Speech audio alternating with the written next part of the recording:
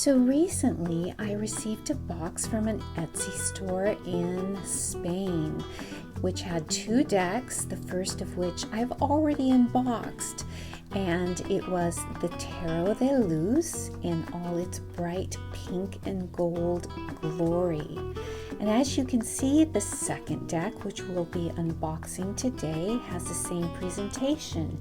Came in the same beautiful velvet bag, just like the first deck did, and is also wrapped in brightly colored paper. This shop pulls out all the stops. I had a very pleasant experience dealing with them. I received my deck in a timely manner. So let's unwrap this. And voila, we have the Tarot de Carlotydes by artist Carlota Santos. Now, I literally just saw this box in a thumbnail on Etsy and I was immediately drawn to it. Now, this is just a tug box, but I think it is so beautiful in its minimalistic art and its simplicity. I am just really excited about it and eager to tear into it. I want to know if the images are going to be muted, a black and white color palette. Yeah, I don't know. And look at these gorgeous backs. Oh my gosh, you guys. These backs are everything. Now, according to the description on the website, the Tarot de Carlotydes is a fresh and current tarot, but it recovers the essence of the classic tarot through apparently simple and serene drawings, but loaded with details and symbols. Nothing is accidental, and although each suit tells a story, they all communicate with one another. Now let's open this box. I want to show you the inside of this box as I struggle with it. Do you see the eye there? Yeah, seems to be a theme with Fournier decks. But look at the pattern inside the box, which is just like the back of the cards. So much care for, just a tug box. And it looks like it goes on all the way inside. Oh my goodness. All right, let's talk about size and cardstock. On my left, I have a traditional RWS yellow box card, and you can see the Carlotydes is shorter and more narrow. And on the right, I have a Los Scarabeo card. And you can see Los Scarabeo cards are smaller than US Games cards usually are. They're a little bit narrower. Now let's put the Fournier deck on top. And you can see that the Fournier deck is narrower and shorter. So it's not a pocket deck. It's larger than a pocket deck, but you can see quite smaller than the other two. So I would call it a petite deck, which is nice for my small hands. And the cardstock feels to be closer to the Los Scarabeo cardstock, but I would say a little bit thinner, but not flimsy. And still, it'll be very easy and pleasant to shuffle. But yeah, it's closer to the Los Scarabeo deck, albeit a little bit thinner, but very nice. Yeah, I love the feel of these smaller decks in my hand because I have very small hands. But again, these backs are everything. The Los Scarabeo back is not bad either. So we have 2 title cards. So the main title card we have here, and then the second one says Dibujos Originales de Carlota Santos. Original artwork or drawings by Carlota Santos. So why don't we take a look, a closer look at this deck by doing a musical flip through. I'll meet you on the other side.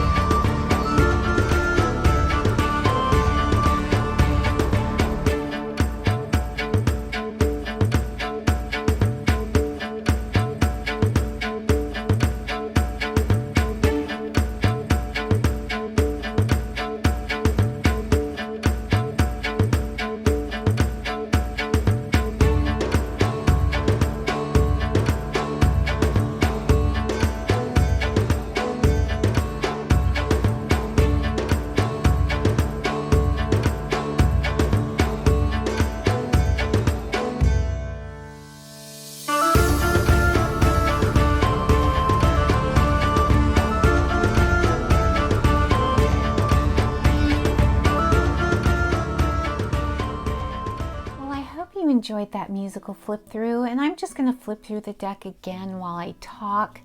What I like about this deck, and this is like very muse-like right here for the Fool, is that this deck has a lot of different flavors to it. Now, some might find that a little disorienting, but you can see that it draws from different cultures and folklore, stories. This looks very Ziggy Stardust to me.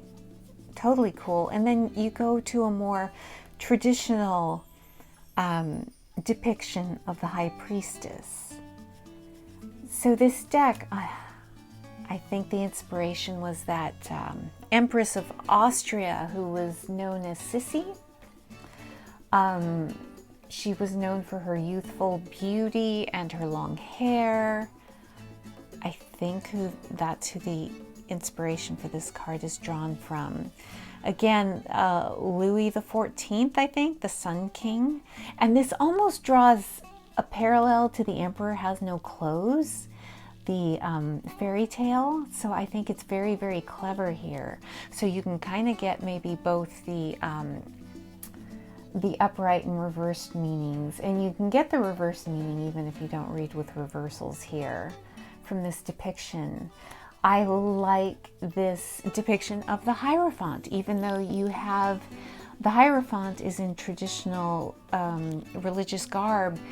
This kind of goes against the rules right here with this depiction, even though the Hierophant in and of itself is kind of about rules. So I really like this depiction. There's a lot of, the art style kind of flips back and forth to more of an Art Nouveau style. I really, really like it. And one thing I also like, this is a cream. The border is a cream. It's not a stark white.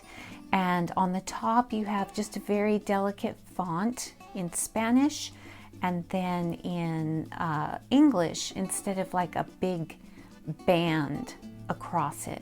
So it's very delicate, and I think it's very well done. And see, you get the pops of color, and then you go to the muted palette, the neutral palette. And see, again, more Art Nouveau style. And the pinks, there's pinks, and then there's colorful cards, and then there's neutral cards.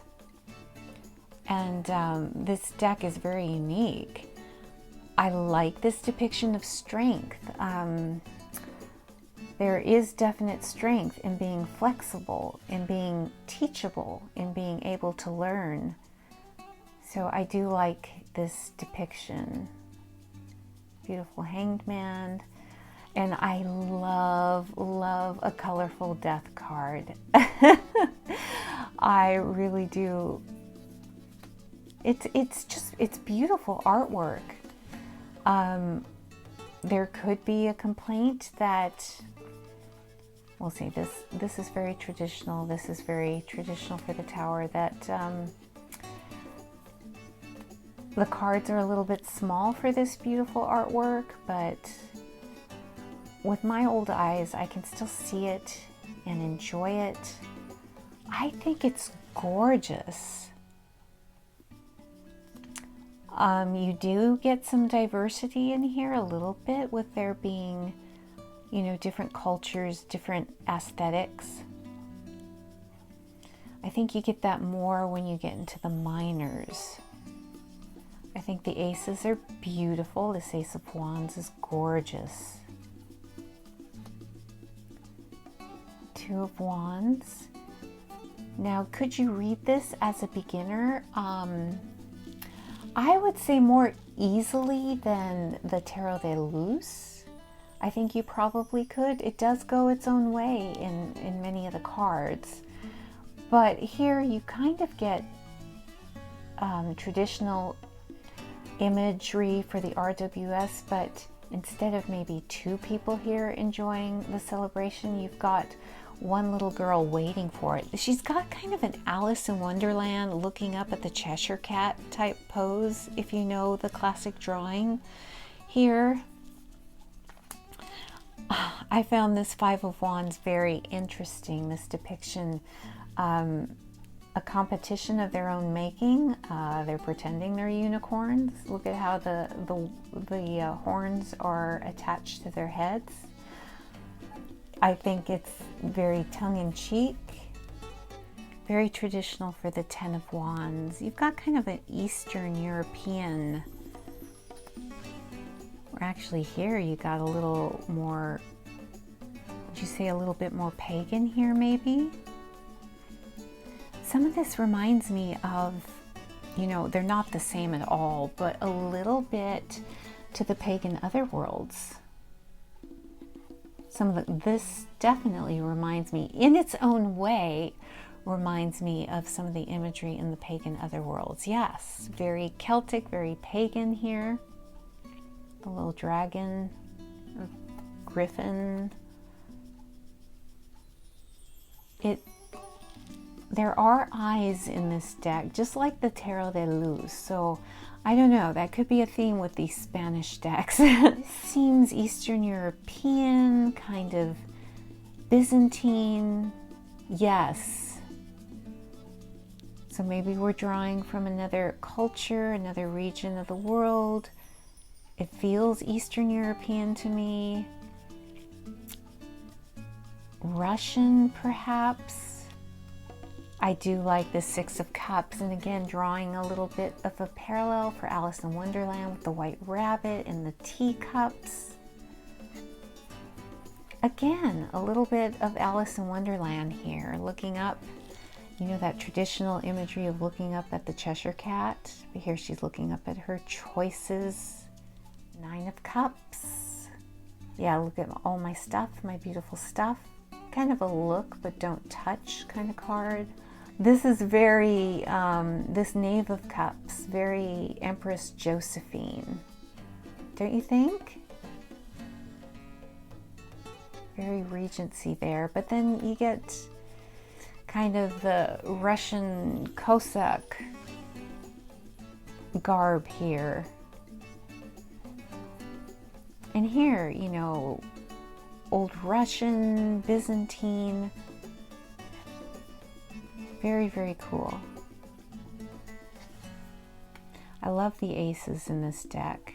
I think they're gorgeous. The Two of Swords. Very interesting depiction with the light and the dark. Here it's funny, you get, for the Four of Swords, you get that Princess and the Pea. You've got the white rabbit here. So again, parallels to Alice in Wonderland, I think.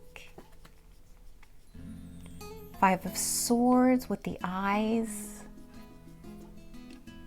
Like, I see you, I can hurt you kind of vibe here. The traditional Eight of Swords. I thought this was interesting with the Nine of Swords. Pretty traditional here. But she is handcuffed or chained to her bed, so she can't get away. Okay, now you got kind of a conquistador, Spanish conquistador garb here for the Knave. Here as well, more of a medieval feel. Now this Queen of Swords, you know, off with her head or off with their heads. And she's got maybe a familiar here chained to her. This speaks more of the shadow side of the, or the reverse meaning of the Queen of Swords, but yeah, interesting. And I think it's interesting that the king here is kind of silenced. This is reminiscent of illustrated pips. I really like it. There's no humans, but kind of like the pagan otherworlds again. No people, but illustrated here for the suit of pentacles, which is interesting. Oh, here we've got a person in this one. And yes, we've got a person in this one. I always love when the Eight of Pentacles has sewing or working on a textile or some kind of art form. The Nine of Pentacles. Yes, look at my beautiful stuff, but I'm dancing alone here. Ten of Pentacles. I think it's interesting that they're choosing a dragon. Nesting, I think. A bunch of little dragon baby eggs here. Very cool. And the Knave of Pentacles. Yeah, so different cultures. This almost feels more, well, it's earthy, but here it feels almost South American, Aztec, Inca, maybe. Let me know what you think in the comments below. Just like the Tarot de Luz, these are new, a little bit stiff, but they're going to be very easy to riffle shuffle. If you're a riffle shuffler and you have small hands, these Fournier decks cannot be beat. And just to show you what I mean, it's not the same thing, but it just has a little bit of the same vibe. Why it just kind of made me think of the pagan otherworlds, as you see here. Just a little bit. And this one I think would be closer.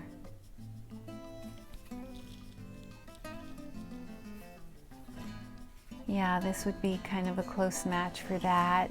You know, different art style, but you know, it's just what I thought about as I was going through these images. And as you can see with, you know, the use of illustrated pips with no people, it just made me think of the pagan otherworlds. Now, before I go, I just want to show you the little white book. It is in several different languages, and this is basically what you get. The keywords have nothing really to do, or they don't tell you about the artwork or anything about the depiction. So you draw upon basically your knowledge of the tarot, and you know, if you're an intuitive, totally intuitive reader, this would be a great deck because there are a lot of things that you can get from this imagery.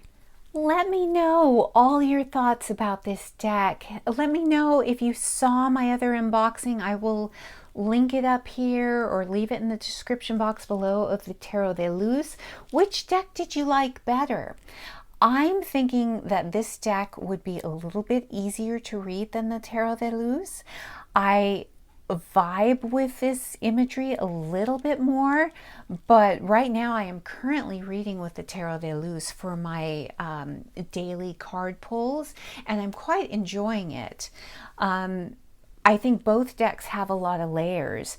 So yeah, let me know what you think. And with that, I will leave you to get on with your beautiful day. Bye for now.